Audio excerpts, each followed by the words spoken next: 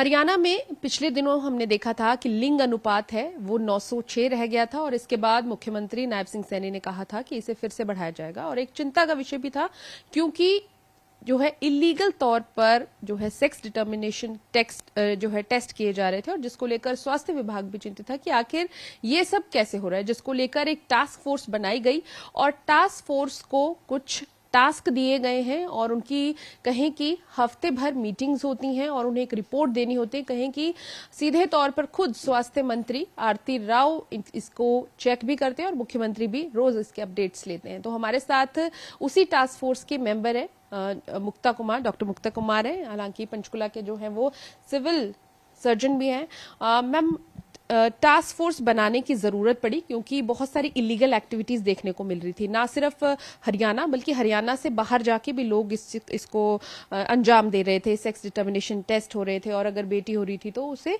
कहीं ना कहीं भ्रूण ही खत्म कर रहे थे। तो ऐसे में अब क्या क्या चीजें इसमें सामने आई है, जिम्मेदार कौन लोग हैं और क्या कोई इसमें समझ आ रहा है कि कोई गिरोह चल रहा है इसका?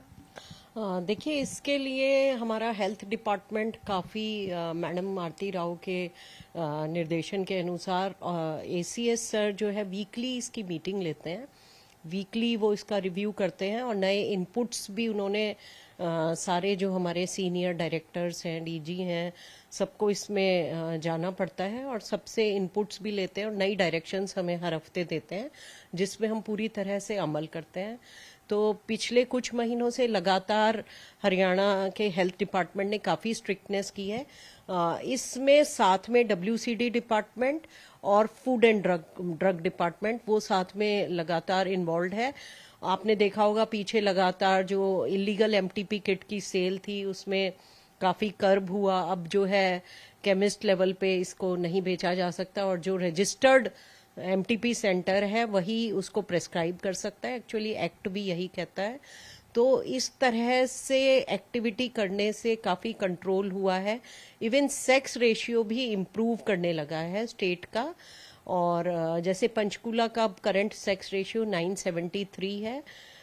तो ये प्रयास जैसे जैसे हमें हायर अथॉरिटीज़ के डायरेक्शन मिलते हैं और सिविल सर्जन लेवल पे हम अपने डिस्ट्रिक्ट्स में पूरी कड़ी नज़र रखते हैं और रेगुलर इंस्पेक्शन और काफ़ी स्ट्रिक्ट इंस्पेक्शन हो रहे हैं, जिससे अगर जो भी जिम्मेदार पर्सन है उसको शो कॉज नोटिस भी दिया जा रहा है और ज़रूरत पड़ रही है तो उसके खिलाफ कार्यवाही भी की जा रही है।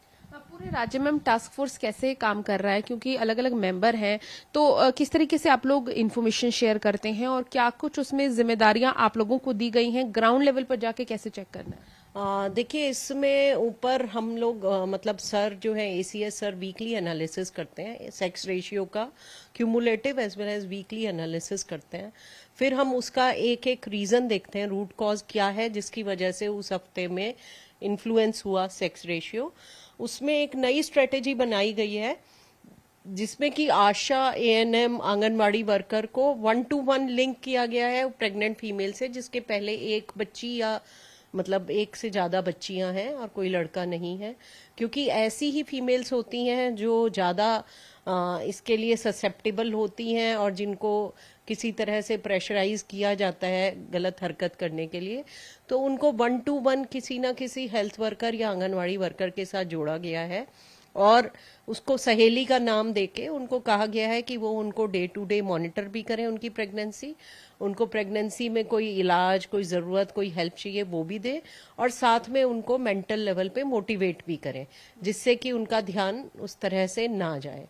तो ये काफ़ी इम्पोर्टेंट स्टेप है। फिर हम सहेली, अब हम क्योंकि हमारा केस टू केस लिंकेज हो गया है तो हम केस टू केस बेसिस पे ट्रैक कर रहे हैं कि जी किसका एबॉर्शन हुआ है। खास तौर पे जो सेकेंड ट्राइमेस्टर ऑनवर्ड्स एबॉर्शन है उनको मैं पर्सनली एनालाइज करती हूँ, उनकी फाइल्स मंगा के, उनकी रिपोर्ट्स देख के, उसमें से अगर कोई डाउटफुल केस होता है तो उसको हम ट्रैक करते हैं। पीछे अभी लगभग 3 हफ्ते पहले हमने ऐसे ही सिविल हॉस्पिटल में एक ब्लीडिंग करके महिला आई थी, उसकी हिस्ट्री लेके और उसके सहयोग से वो काफ़ी क्रिटिकल कंडीशन में थी। तो फिर हमने जब उसको ट्रैक किया तो उसने कहीं एक सकेतड़ी में सेंटर था क्वैक का, वहाँ से उसने उसको पिल भी खिलाई थी और कहीं पंजाब में जाके उसका सर्जिकल एबॉर्शन कराया था, जिससे उसको परफोरेशन हो गया। बाद में उस बच्ची का हिस्ट्रेक्टमी भी करानी पड़ी, बड़ी दयनीय स्थिति थी। तो इस तरह के केसेस हम बैक ट्रैक करके फिर हम वहाँ तक पहुँचे और हमने उसके अगेंस्ट केस भी दर्ज कराया। तो ये एक एग्जाम्पल था। इस तरह से हम एक एक केसेस, एक एक एमटीपी सेंटर और एक एक अल्ट्रासाउंड सेंटर को बहुत बारीकी से मेरी टीम और मैं इंस्पेक्ट कर रहे हैं। उसमें डब्ल्यूसीडी और फूड ड्रग का डिपार्टमेंट का बिल्कुल बराबर का योगदान है। तो हम लोग मिल के प्रयास कर रहे हैं और इम्प्रूवमेंट भी नज़र आने लगे हैं स्टेट स्तर पे। तो मुझे लगता है कि आगे ये अच्छी राह पे चलना पड़ेगा। मैं एक प्लान भी किया है, मैं अगले हफ्ते एक एनजीओज की मीटिंग बड़े स्केल पे करना चाह रही हूँ। तो उनमें से ऑर्गेनाइजेशन मतलब जैसे विश्वास है, ब्रह्म कुमारी, आर्य समाज है, क्योंकि इन लोगों से लोग काफ़ी अटैच्ड रहते हैं। और मुझे लगता है आज के ज़माने में कहीं ना कहीं कोई ना कोई, हर कोई किसी गुरु से जुड़ा हुआ है और उनकी बातें पब्लिक को समझ में भी आती हैं। तो मुझे लगता है कि मैं इनसे मीटिंग करके इनको भी ये मैसेज अपने आगे लोगों को देने के लिए कहूँ कि लड़की की इम्पोर्टेंस के लिए ये अपने जो भी संगत करते हैं या जो भी प्रवचन देते हैं उसमें इस बात को रखें, जिससे लोगों की मानसिक स्तर पे कोई अंतर शुरू हो और वो खुद ही इस तरह की चीज़ों के लिए ना जाए। कुछ आंगनवाड़ी जो महिलाएं हैं, वर्कर्स हैं, उन्हें कारण बताओ नोटिस भी दिया गया है, उसका रीजन क्या है? देखिए, वो मैंने कहा ना, जैसे ये सहेली इसकी मतलब करके हमने लिंक किया है।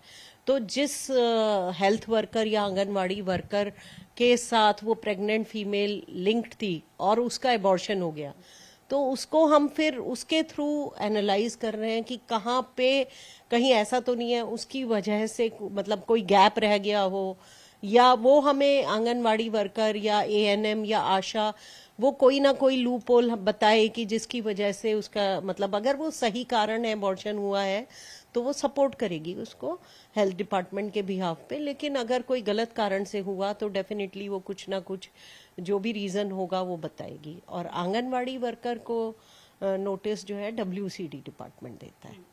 मैम, ये चीज भी सामने आई थी कि ये एक गिरोह भी चल रहा है जहां पर दोनों स्टेट्स की अगर हम बात करें, पंजाब हरियाणा में जो है अबॉर्शंस होते हैं या सेक्स डिटर्मिनेशन टेस्ट हो रहे हैं, तो क्या ऐसे दोनों स्टेट्स के बीच में भी कोई ऐसा कोई सहयोग हो रहा है या कोई ऐसी बातचीत होती है इस पूरे मामले में? देखिए, हरियाणा सरकार जो है ना, हेल्थ डिपार्टमेंट हरियाणा, वो बिल्कुल स्ट्रिक्ट है इस मामले में और हर तरह का स्ट्रिक्ट एक्शन अगर कोई भी गलत कार्यवाही करेगा उसके अगेंस्ट लिया जाएगा, ऐसा मतलब स्टेट की हेल्थ डिपार्टमेंट की तरफ से डायरेक्शंस हैं। हाँ, लोगों का ये क्योंकि ऑब्जर्व किया गया है, पीछे रेड्स खाली पंचकुला में ही नहीं सारे डिस्ट्रिक्ट्स में हो रही हैं और ये देखा गया है कि काफ़ी रेड्स में जो कल्प्रिट हैं वो नियर बाय स्टेट्स में जाके इस तरह की गलत हरकत कर रहे हैं। तो वो तो जब रेड होती है तो रेड वाली टीम जहाँ भी मतलब जैसे जैसे उनका गिरोह को ट्रैक करते हुए पहुंचता है तो उस हिसाब से पहुंचता है। तो उस तरह का ज़रूर पाया गया कि वो नियर बाय स्टेट्स में लोग अप्रोच करके या जाके अपने कॉन्टैक्ट्स को यूज़ करके इस तरह की हरकत करा रहे हैं, क्योंकि हरियाणा इटसेल्फ में काफ़ी ज़्यादा स्ट्रिक्टनेस हो गई है और उसको वो देखने में भी आ रहा है।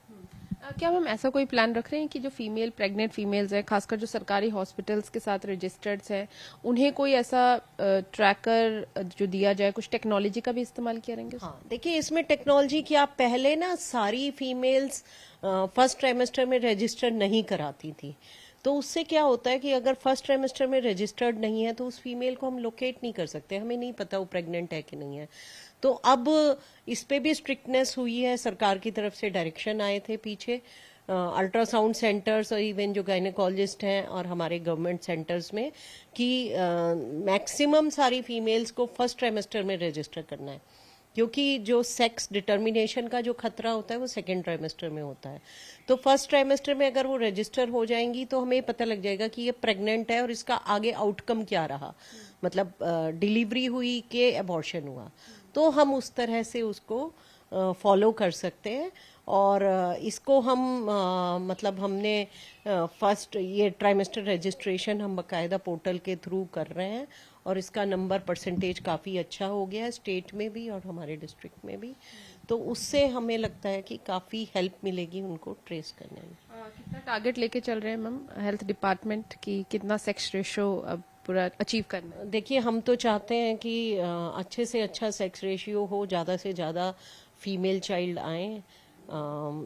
फीमेल कहीं भी आजकल किसी भी स्फीयर में किसी भी पद पे जाने के लिए सक्षम है। तो मेरा समाज को भी यही मैसेज है कि आप इस तरह की गलत हरकत पे ध्यान ना दें, बल्कि लड़की की परवरिश पे पूरा ध्यान दें, उसे पढ़ाएं, उसको अच्छी न्यूट्रिशन दें, हेल्थ का ध्यान रखें, जिससे वो बड़ी होके मतलब पेरेंट्स का नाम रोशन करे। Thank you so much ma'am. तो बिल्कुल सेक्स रेशो बढ़ाने को लेकर स्वास्थ्य विभाग जो है वो चिंतित भी है और इसके साथ ही टास्क फोर्स अपना काम कर रही है, जहां पर एनालिसिस भी कर रहे हैं कि आखिर किस तरीके से जो है हेल्थ सेंटर्स में काम हो रहा है, और दूसरी ओर अगर रेड मारने की जरूरत हो तो वो भी की जा रही है, यानी कि स्ट्रिक्टनेस भी है। और इसके अलावा लीगल तौर पर देखें, लोगों को समझाया भी जा रहा है, जागरूक भी किया जा रहा है, और हर एक वर्ग को इसके साथ जोड़ने की कोशिश की जा रही है, ताकि जो काम हेल्थ डिपार्टमेंट करना चाहता है वो औरों के जरिए, चाहे आंगनवाड़ी वर्कर्स हैं या फिर एनजीओज हैं, उन्हें भी अपने साथ जोड़कर समाज में एक मैसेज दिया जाए कि बेटियों को बचाना है और हेल्थ और जो सेक्स रेशो है हरियाणा का वो बढ़ाना है। कैमरा पर्सन गुरविंदर के साथ पूजा वर्मा, डेली पोस्ट पंजाब, हरियाणा, हिमाचल।